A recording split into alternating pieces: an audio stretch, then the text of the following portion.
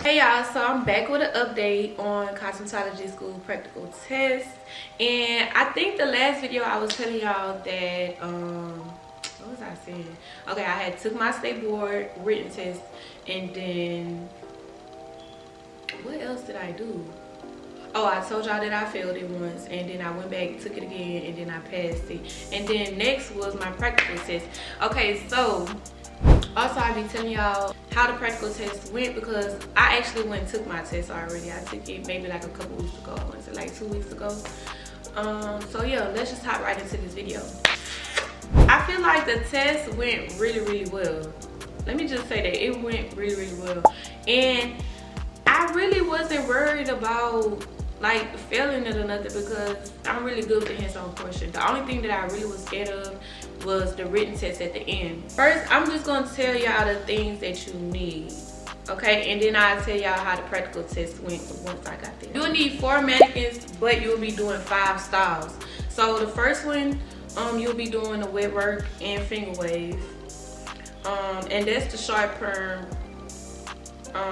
See, I don't know how other schools do it, because at my school, our wet work and our finger wave doll was bleached and it was short.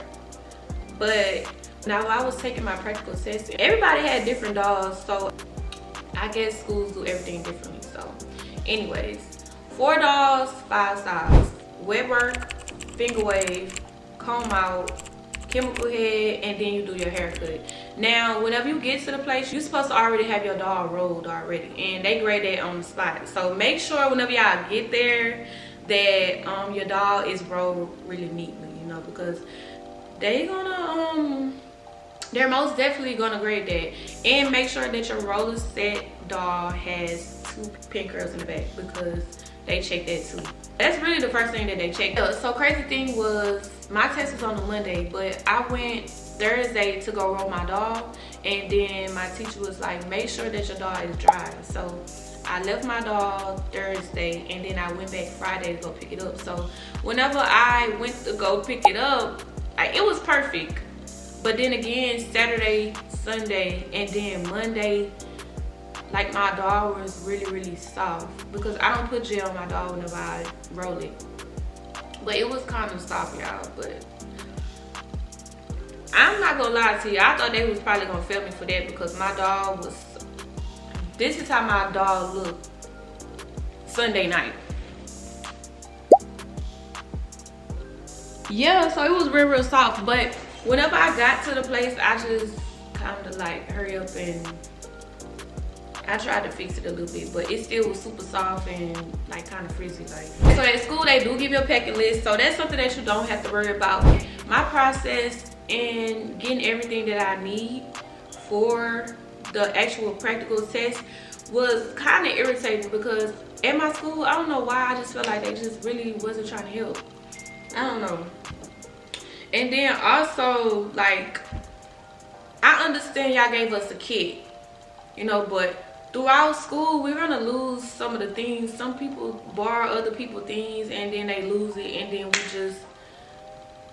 we just don't have some of our stuff, like as in combs, brushes, you know, just like little small things like clips. Maybe we ran out of it. Like, it was hard for me to get like extra things, which I just feel like was crazy. Number 2, I had a red bag. I just feel like it just wasn't professional, but I just feel like my school just don't care about us, because everybody else had a cute ass bag. I mean, they had a black bag. Why I coming in with a big red ass Nike bag? You know what I'm saying? Anyways, like I was saying, it was hard for me to get some of the stuff that I needed, because they was being so freaking stingy. And I'm just like, come on now, some combs? Can I just get 2 extra combs? Can I get some clips? Anyways, that's a whole different story. Okay, so this is what I did that helped me. I separated all the different styles into Ziploc bags. This one was my wet work bag, so I put like my clips, I put my comb, everything for wet work. I put everything in this bag. Chemical head, I have my container, I have my brush, my foils, my end papers, my foil comb. I had all that. think this one, oh, this was for my comb out. So make sure you separate everything because it's easier. So whenever they say next we're doing finger waves or next we're doing wet work, you could just pick your bag up and be like, okay, this is next. My comb and everything is here. I don't have to look for nothing. So I thought that was pretty cool because a lot of people was telling me to do that on TikTok. I thought that was really, really helpful. Very helpful. Also, I put all my like my cholesterol and my gel, I put it in a container. I made sure I had enough just in case. But as for the finger wave doll, my teacher told me to wet it in the morning and then saturate your finger wave doll with gel. And that's what I did. So whenever it was time for me to do finger waves, it was really easy for me to like maneuver the waves and stuff. Like, it was really easy. So, oh, and I put it in a trash bag. I just put it in the bag, put a bag over her head, and I wet it and put a lot of gel. Key to perfect finger waves, lots of gel. Key to perfect finger waves, lots of gel. So the first thing we did, they graded the roller set first, then we did the comb out, and then I want to say we did finger waves next. Yep, we did finger waves next, then we did wet work, and then after that we did chemical head, and then the last thing we did was the haircut. So that's how that went. Oh, also I got this from school too. They was being very stingy. I actually took this from school because, baby, it don't get that serious. I could bring y'all stuff back. Like, it really don't get that serious. They was being stingy with the foils too. I'm like, all I need is 8. Like, come on. Even the rollers, y'all, like, they was being stingy. Why would I even have rollers? Crazy. 2 towels was on the packing list, and I think a really big thing was sanitation. Anytime you're doing anything like we're doing hair, just make sure you're being really clean, very neat, very cutesy, because why are you being messy? You know what I'm saying? Like, as a hairstylist, I feel like we should be good at what we're doing, but also not being tacky with it, you know? So I do understand that, and I understand we're rushing, but yeah, get it done, but also be neat with it. So that's another thing. Just make sure that you're cleaning your area as you go. Another thing, make sure you bring extra everything, because if you drop it, they really don't want you to pick it back up. So you can pick it up after each portion. So like after you do the roller set and you done drop 2 combs, then you can pick it up. So like that, but try not to drop too much. Another thing that I felt like was a big problem for me was this. I mean, this is kind of standard they gave us, but the tables that were at the practical area was really low. So I had to literally like bend and do everything, y'all. Some people, like other schools, gave them the extender. Y'all know what I'm talking about? Like, so yeah, so they had like a little extender. So that was something that I feel like would help somebody else too. If you just don't want to bend down, yeah, the tables were really low. Whenever you get there, you make sure you bring your social security card and make sure you bring your ID. So you have to have 2 forms of identification. They give you this paper. It's this paper that your school give you. I guess it's like your entry paper or something like that. After that, they give you a number and then you just walk on in. After you take your entire practical, at the end there's a test. Now the test is from the gold book. That's another thing. I feel like my school just did not prepare me enough for it, because why didn't y'all tell me we had a test on this? And then whenever I went to school to like, I went to go pick up something, or I went to go, I don't know, all the students were telling us that it's a test that's after the practical. So I'm like, why nobody told us? Now I'm damn near about to get ready to take my practical and I haven't even studied for a test that's 20 questions.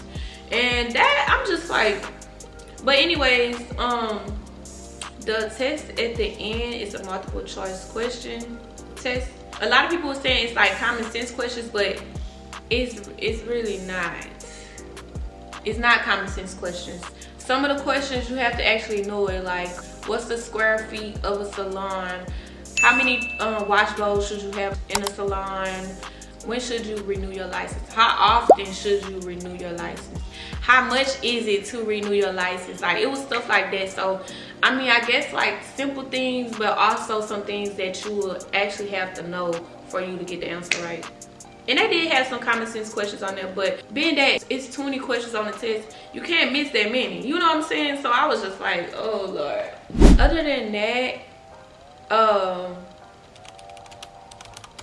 they don't tell you the results like if you fail or pass the day of, so they wait like a couple days. So whenever I got my results, my teacher was like, I failed the chemical head portion. So I was just like, okay, so how did I fail it? Because, you know, just so that I could do it differently next time. And she was like, it was the root retouch. So I'm like, the root retouch, she was like, did you put it on the roots? So then I'm thinking in my head, it's supposed to be a root retouch. Of course I'm gonna put it on the roots. Why else would I not put it on the roots, you know? So I really didn't like that, because I'm like, how am I supposed to know what to do differently if I really don't even know how I failed it? So I was asking them, like, what advice would they have for me? And they was just like, just do it the same exact way. So I go take my test again on the 8th. Today is December 28th. I go take it January 8th or the 9th, one of them. Y'all, do that make any sense? Do that make any sense? And then she was like, just do it the same way, and then this time just add some dye to your cholesterol. What difference is that gonna make? I just don't understand. And the fact that I have to go take my test again. Oh, I don't have to take everything over. I just have to take that one portion over. I have to drive all the way to Baton Rouge just to take that one little portion over, which is insane to me, but whatever. Whatever I gotta do to get my license. I'm glad it was the chemical head part and not the haircut, because I was a little nervous about the haircut because they was going through everything. Just make sure whenever y'all are doing the haircut portion, make sure that you are measuring each piece, literally. And another easy way that will help you, get some whiteout and mark exactly where you're gonna cut. So like it's easier for you to see. So that's something that I should have did, but I didn't think about it. And I was just like, it's cool. And I knew I could cut really good, but up to their standards, I don't know. So this is the part that they graded that a lot of people didn't know about. So it's this little small piece right here that's in the front of your haircut, dog. And whenever you're cutting it, make sure you bring it all the way to the front.